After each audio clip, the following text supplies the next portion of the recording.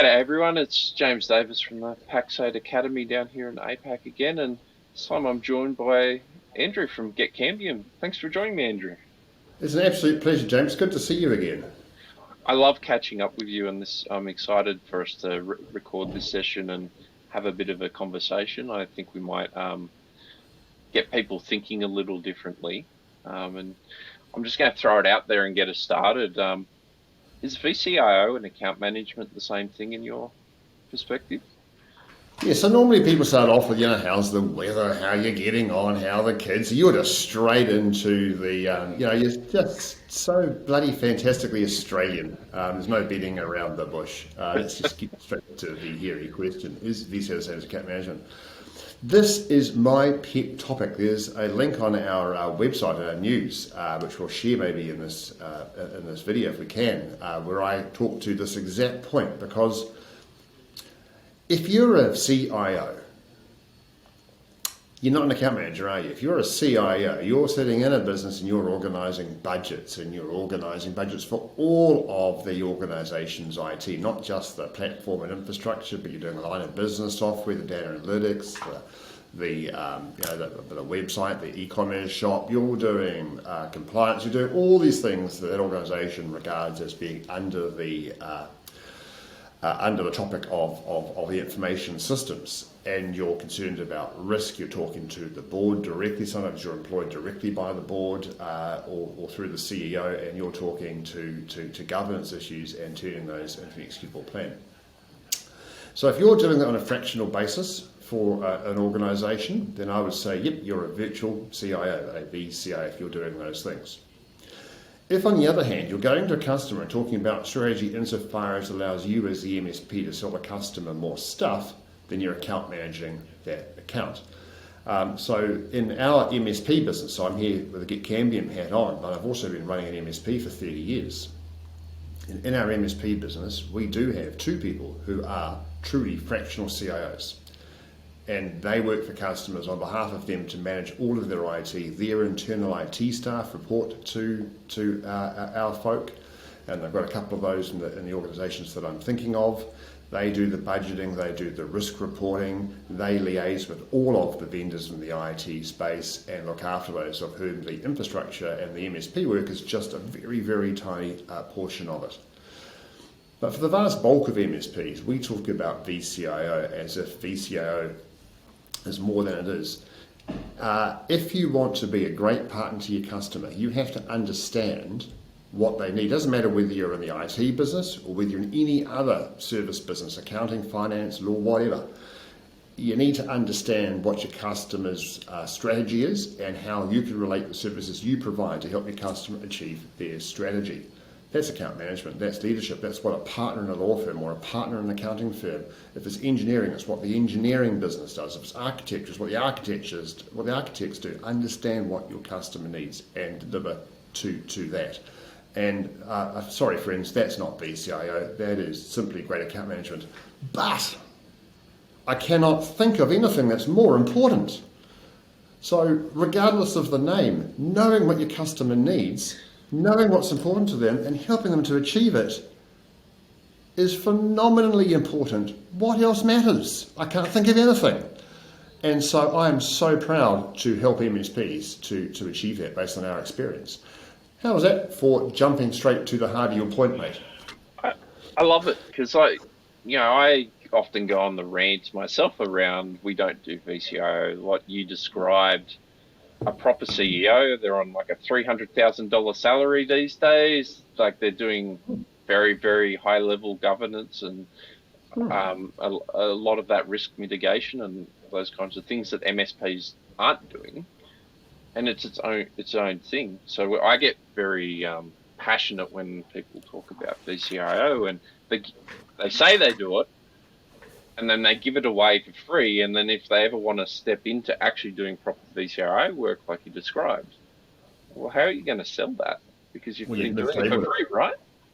We call it IT manager as a service. And if you think about it, if you're a large organisation with hundreds or thousands of staff and you're managing, compliance, licensing, people, risk, all those sorts of things, And suddenly you're now scale that down to business of 10 or 20 staff. Actually, those issues still exist. You still need to worry about those things. And it still needs to be done. And the trusted IT professionals should be doing that. But most MSPs don't. Most MSPs are interested in representing their own services. And so what happens is that those companies get somebody else in to help. So if you are a manufacturer, a distributor, someone who's in logistics, if you're in hospitality, retail, whatever it might happen to be, you're running these businesses. Here's the thing, you are more reliant on IT today than at any time. You know, I'm old enough, I've got enough grey hair to have been around when the IBM PC was being introduced, when Lotus 123 became Excel, when companies were starting to invest in IT and it went from being kind of a hobbyist thing to being actually integral information systems to help the business be more successful and to do more things. And that's only accelerated over time. Today, businesses have more choice. They have more tools available at more affordable prices to help them do more things. They can apply now, AI's talk of the town, XYZ, GTP, various solutions there that you simply didn't have access to. And the smallest organizations have access to things that used to cost, Ask Watson used to be AI tools for super large organizations. Now you can just go and buy that with your credit card online with no infrastructure whatsoever. Isn't that awesome? And so small, nimble, agile organisations can compete and do incredible things in a way they couldn't do it. They need more IT than ever.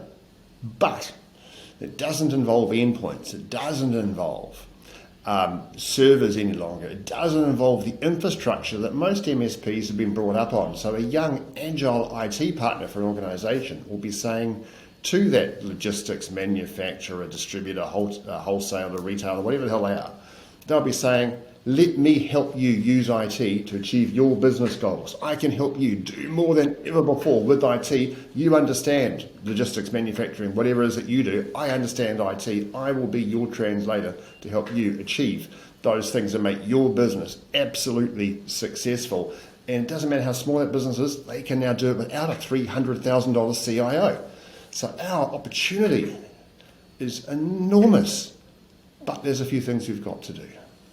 I'm loving that you're sparking this thought process, Andrew, because it talks to a lot around the technology solutions partner concept they've been talking a lot about over the last 2 years. And I'd love to hear what are the steps to either, if you're starting out fresh and you want to position yourself in this manner, or you've got an established business and you need to reshape your value to become that sort of advisor, consultative-led organization. What do you need to put in place practically to be able to do that?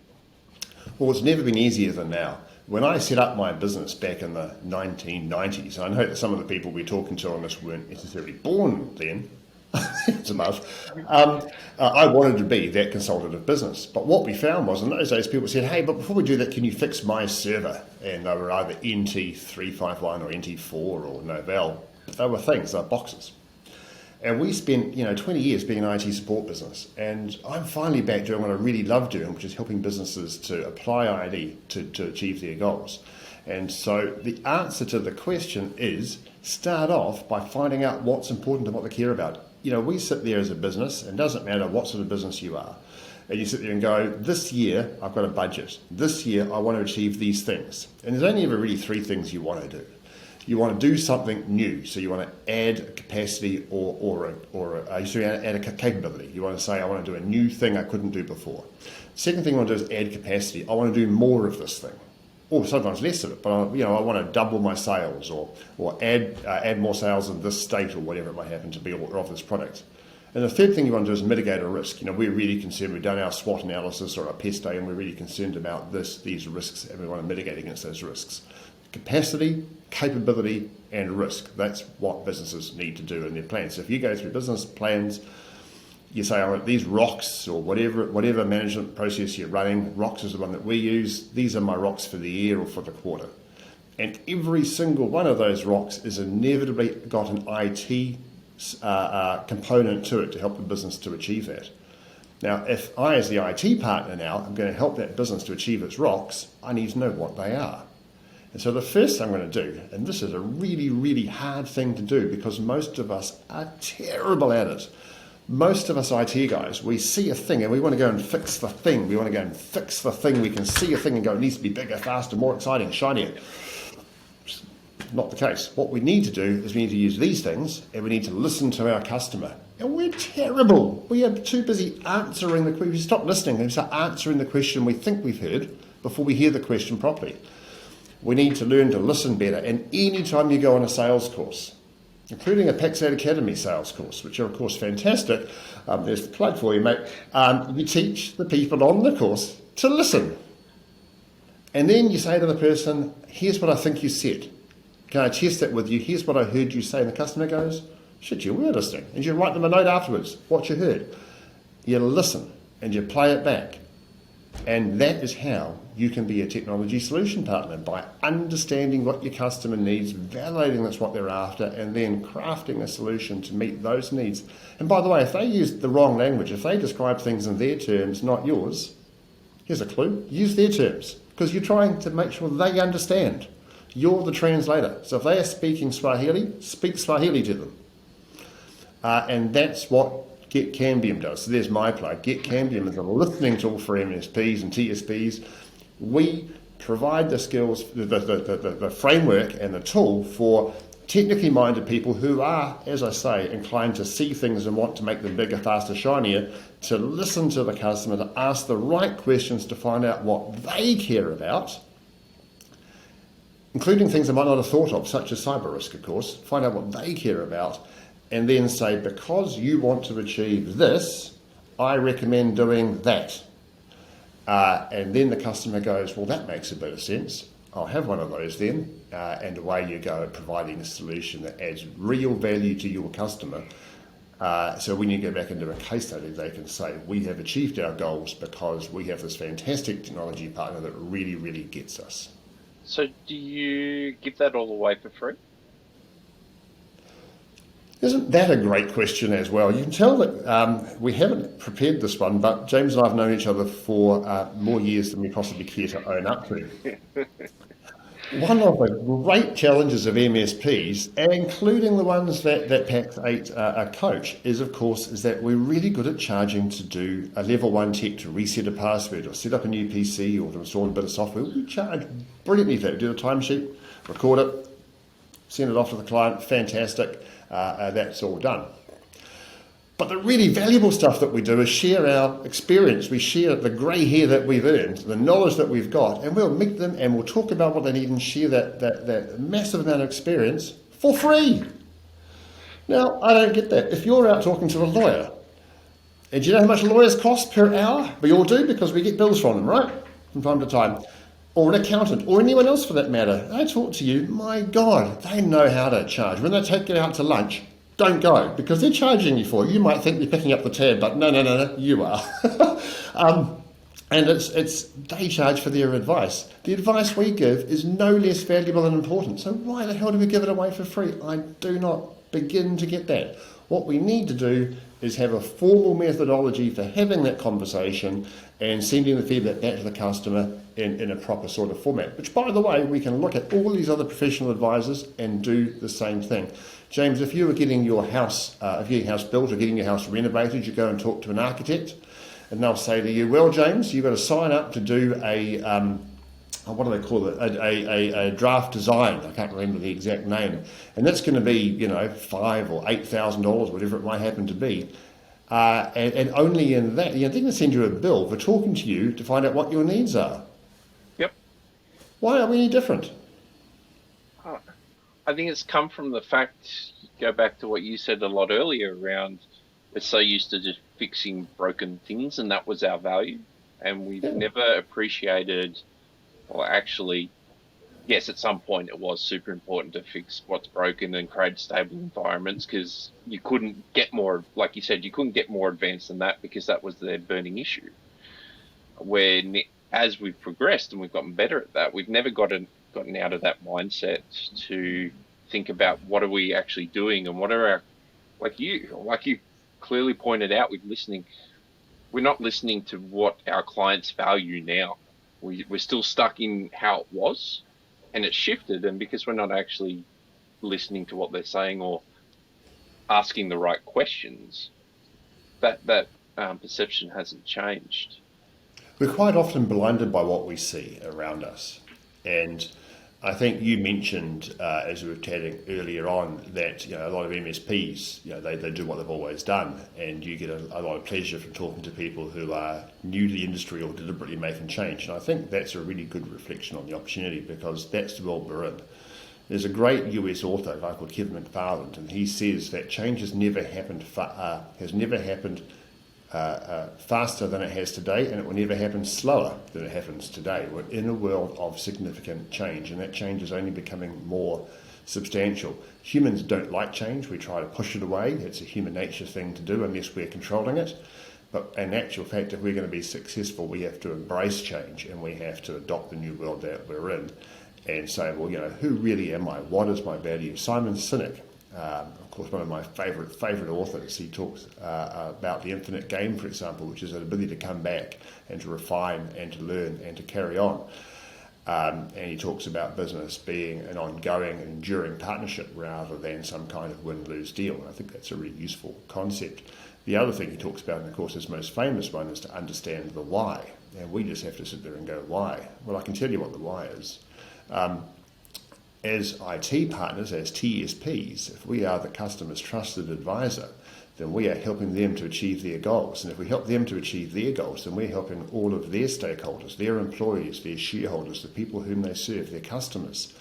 And ultimately, we're serving our community by doing so. So I would say that we have the unique ability to improve the community in which we live by helping the organisations within it to meet their goals. We just happen to do it through helping them use IT to achieve their goals.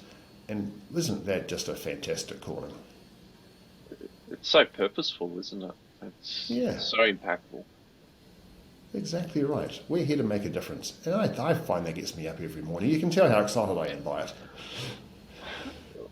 So, one of the things that I view, and you're touching on it with the trusted advisor terminology, like we've thrown that around the industry for a very long time, and I hate when people use it because a lot of people aren't actually the trusted advisor, like in the true sense. And what I've found a lot is MSPs think we're being very strategic. We've got a seat at the table. What they don't realise is they've got a seat at the table, but it's not the seat at the strategic table. It's often at that operational level. It's not talking about these big things. Oh, Lord, you're absolutely right. So quite often we're transactional, and we're having a conversation that we think is strategic. Well, if we're talking about tickets and SLAs, they're important, but they're operational. If we're talking about device lifecycle and which ones are out of warranty to be replaced, that's transactional. It's important, but it's operational. It's not helping the business achieve its rocks. All it's simply doing is maintaining the status quo. Strategy comes from understanding what the business is trying to achieve and being connected to deliver that. I've just done a survey of a bunch of US MSPs. It's incomplete, so I don't feel definitive yet at this stage, but the overwhelming sample at this stage is saying that roughly half the US MSPs that we've spoken to have told us that their QBRs, 50% of those QBRs are strategic, 50% of the MSPs see them as being a tactical and transactional conversation. That's a big change in numbers. More MSPs are saying that my QBR has to be strategic to talk about what the customer is trying to achieve. And the way I look at it is that if you're an organisation and you're saying, I want to take my second-hand bookstore to the world, I'm going to sell these things online. How do I do that? And if they look up their LinkedIn, look up their technology mates, and talk to them rather than talking to their MSP, then the MSP ain't the trusted advisor, it's the person they're calling for advice. So they're ringing their accountant going, how do I set up, can you help me do these things? How do I do the various bits and pieces? And the accounting firm is setting up Shopify for them, identifying Shopify firstly and then setting up for them. Then that's the trusted advisor, not you. You're the trusted advisor when they say, you know what, I'm really concerned that we've got a problem providing this service to our charity, for example. We're trying to reduce the cost of this service in our charity, and I need help to do so. What do you suggest? That's trusted advice, because then you might be bringing out IT to say, well, let's optimise shipping routes or whatever it happen to be. Yeah. So if you aren't that strategic trusted advisor, which as we've highlighted, most MSPs aren't. Um, how do you actually change that perception, actually move up that sort of hierarchy to have a seat at the table? So we had a case a few years ago where one of our long-standing customers decided to move to the cloud. Fantastic. We're going back to, these days all our customers are in the cloud, but 10 years ago that wasn't true. And we had a client who was moving to the cloud, and they rang somebody else and said, can you do this for us? And they said, we're going to the cloud with XYZ, one of our competitors at the time. I'm like, what the hell? Why don't you talk to us about it? And they saw us as they'd experienced us, which was the on-site IT guys. And so bad news for the customer, good news for us was that this other provider turned out to be terrible. It was a disaster. The customer came back to me and said, I wish I'd listened to you and talked to you first. And we'd subsequently done it, and that customer's just signed today a nice new contract with our MSP for significantly more than ever before, which is fabulous. I'm proud of that. But the point of the story is that the customer saw us as they'd experienced us in the past. They didn't. We know who we are. We sit in our office and we talk about who we are and what we're trying to achieve and our goals and priorities. And in our office, our brand rings true. But we go out and talk to a customer and they see us as the person who resets passwords or moves computers around or sets up new 365 accounts or whatever it is. They don't see us as the person who can help them to select, for example, a new CRM system or make sure that the new CRM system they have selected is secure. They don't see us in that way unless we can help them to expose it. So again, I come back to how we engage, and it comes down to having a strategic conversation with the customer, to asking them the right questions. So in our MSP, we started off down this process and said, let's create a systematic tool for doing it. So any of our sales team, about 5 in our sales team, can do it in a consistent, repeatable fashion. Doesn't matter who you get. Doing the work from us, we are able to bring our sales team up to speed and be comfortable and confident in the quality of work that they are delivering. So we've built out a methodology for doing that. A few other MSPs here, that's fabulous. Can we have a bit of that, please? And that's why we wrote Get Camby. We took our IP and we stuck it in a portal, and now we're sharing it. And we've got a ton of really happy customers in Australia in particular using it. Thank you, Australia. We love you dearly for that. And that's been really successful because it allows the MSP to sit down with the customer and say, look, I'm going to do this annual review with you. And I'm going to go through these screens. And what they tend to say when they meet their regular contact, who they've got a good relationship with, let's be clear, the operational relationship's normally pretty tight. And so you say, well, I'm going to go over this strategic thing with you. And the operational, that's quite nice, quite good. We have operational conversations and sit down and start. And then they go, oh, shivers, that question there on what are the 3 top risks that you need to mitigate, or that question there on how do we wish to communicate with our suppliers, have we considered our data security obligations? I go, oh, I don't know the answer to that. I better get my boss. Let's get their boss. And before long, you're talking to the senior leadership team or the CEO. It doesn't matter whether the organisation's 10 staff or 1,000 staff. Very quickly, you find that the questions you're asking connect you to a higher and higher a level manager inside that customer's organisation, and occasionally, and most excitingly, sometimes directly to the board. And at that point, you've done it. They can now see you in a different way. But also the way you dress matters. So it's the way that you ask the questions and showing them that you've got a tool and you're doing it in a systematic. It's not just sitting there with OneNote and a notebook, writing things down and sending them an unformatted email, but going through a formal, systematic process. Well, that looks pretty organised because that's kind of what boards expect these days. The way you dress matters.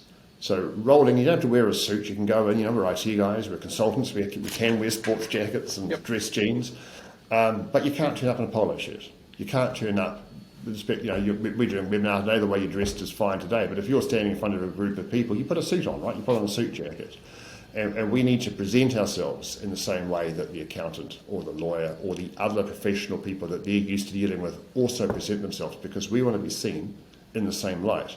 And then to circle back to your earlier question, we also have to charge them for it, because no one respects advice that's free.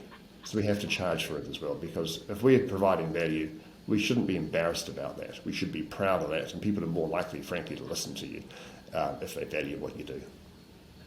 I think there's some great advice there. I think one of the major takeaways I took from that is creating a framework to work in. You don't need a framework if you're already working. You've got a bunch of experience and you're already working at that consultative level and you know what you're doing. We're making up for the fact that there's actually probably not that many people that work naturally at this level in the MSP space. So having that framework to work towards allows people to grow into that experience, I think. I think if you're talking to a Main Street accounting or law firm, they actually have a framework too. They don't tend to go in and wing it. They've got tools and processes. So if they're helping you, develop a cash forecasting model, for example, they've got tools and a means of having that conversation with you. If you're getting your accounts audited, the auditor's got a framework for doing it. Because no matter how good you are, you have good days and bad days, and you get distracted by issues. Sometimes you go in and there's a particular burning issue that's issue du jour. You focus on that today. And occasionally you then don't get the opportunity to lift your eyes up and look at the other things that you ought to have considered. So even the best of us need a framework. We probably naturally work to a framework in our heads if we've been doing this for a while, but it's never a bad thing to have a checklist and to make sure that you haven't missed anything. So what we try to do with Get Cambion is we say, you know what, you can be an expert in one of the many disciplines of IT, but what we try to do is make sure that you are good in all of them. So even your weakest one, we try to lift you up to have the skills on the day to make sure that every time you engage with a customer, you're providing great value. And you're able to ask the right questions, to turn those into a roadmap for the customer of how IT is going to help them to achieve those, the role you can provide and play in executing on that, and in a report back framework, a strategic business review or a quarterly business review that allows you to focus not on the operational issues. Yep, sure, you can do that, but more importantly, to focus on the strategic issues and how you, as a technology provider, are helping your customer to achieve their business strategy, which I promise you is underpinned by IT. I completely agree with that. Like this, like you said, you've been around a little bit, been doing this for a few years, and that the dynamics have changed. Where I've even seen it in my time, where IT was a necessary evil, and now it's the great enabler that we always thought it could be, and people are making those technology decisions without the right advice, without the right governance, all of those kinds of things. And they don't know what they don't know, but they know they can use technology to do their jobs a lot better. And I think that's the changing dynamic that most people aren't picking up. Actually, you made a good point there. The great evil. IT used to be this evil cost you had to endure. I haven't heard that in a long time now. I'd forgotten that one. Thank you for reminding me. That used to be so prevalent a few years ago. And at the level of work that I do with customers, we don't hear anymore. IT is now a strategic asset. IT is the way in which an organisation can compete with other organisations in its space, the way it can do more, the way it can cope with staff shortages or the great resignation or the unpredictability of COVID or the flexibility that the new work environment has imposed upon us. IT is the enabling tool, and businesses see it as an asset. We're not evil anymore, we're heroes, and the opportunity for us as TSPs is to make sure that we are in fact living up to that expectation. And I think that's the challenge for like the longest serving MSP owners, especially, that they're still in this mentality of what it was back in the day. And I think there's a very big danger for them if they're not adapting to this new future, or basically the reality of today. They're going to be left behind, and their clients are going to be dwindling. You're not going to lose all your clients because it's relationship based, but you just think of those average MSPs, the 1 to 3 million, Andrew, that have their 5 to 8 anchor clients. It's only going to take 1, 2, or 3 of those to sort of go the same direction that you mentioned with your client example. Just imagine what could have happened if they actually did that cloud migration, right? You would have lost the client.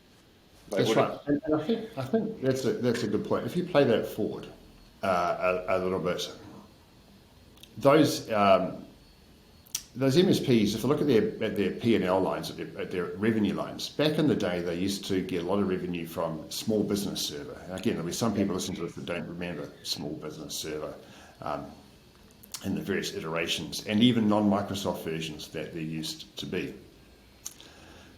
Those customers don't even ring an MSP anymore. They do stuff themselves on Google, G Suite, or 360. I don't even talk to you anymore. That revenue from servers is long gone. Today, MSPs are bolstering the revenue through cybersecurity services, Well, it's an Indian summer, folk, because whilst cybersecurity is incredibly important, what we are seeing is that's getting increasingly bundled into the services that we buy. It's becoming commoditized. If you are in any of the mainstream vertical markets, we're seeing whether it's ConnectWise or whether it's Kaseya Data, we're seeing those products get baked in and become delivered at scale in such a way that your competitive advantage is eroded. Security is going to become commoditized, thankfully, because it's actually super important to get it right and super risky. So that's a good thing. But what will the MSP then do to add value? Well, have a look at how you currently earn revenue, what you used to earn revenue, and project forward the predictable future. That's a model of trying to look ahead and understand what's a predictable future for your current business model or for the likely changes that are available to you. And you'll very quickly come to the conclusion that what you've been doing is predictable future, is a commoditized space where everyone's kind of the same. We're all doing a pretty good job using the same outsourced IT providers in the Philippines or somewhere else, or the same back office out of the US. Those things are going to occur in your commodity space. But your customer is using more IT than they've ever used before. They are more in need of expert advice than ever before. The stuff that you have historically been giving away for free. So here's my message. Stop giving it away for free. Start listening to your customers to find out what they care about. Start delivering services that match to their requirement, and you will prosper. The opportunity has never been greater. No one, no organisation is using less IT today than they've ever used. They're only going to use more and more and more again. And things like ChatGPT and AI, which are risks for so many other industries, are massive opportunities for those of us that can help guide our customers in ways to deploy those and all of the other emerging technologies, from IoT devices and robot, everything. My Lord, our customers need our help more than ever before. We just have to make sure that we're helping them do the things they care about.